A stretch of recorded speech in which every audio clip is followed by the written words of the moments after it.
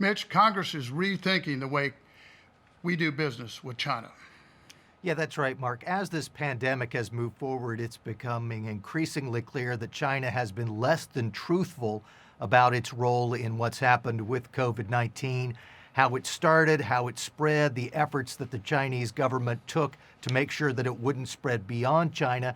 And as people have been raising increasing questions about China, that has emboldened the China hawks within Congress. And so you've seen some pieces of legislation put forward that might have been put forward in the past with very little fanfare, but have gotten a lot more attention now. Some of the ones we're going to tell you about, one is from Representative Jim Banks, who's on the House Armed Services Committee.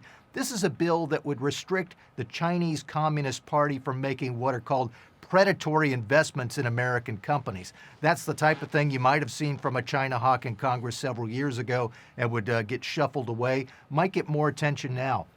There's another bill that would increase American government investment in protective equipment, the PPE that we've heard so much about, with a focus on having the manufacturing of that equipment in the United States rather than in China, where a lot of that is made now.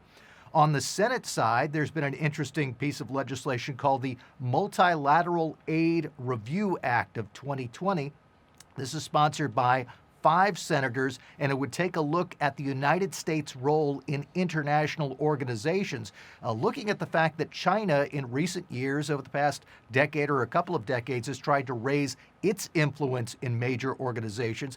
This bill would look at the American role in these organizations. And if you think that these are wild-eyed conservatives who are pushing this, the people who are sponsoring this are people like Mitt Romney and Marco Rubio, well within the mainstream of the Republican Party. So there's a lot more interest among the members of Congress in looking at China, its role on the global stage, and how the United States should respond to that role.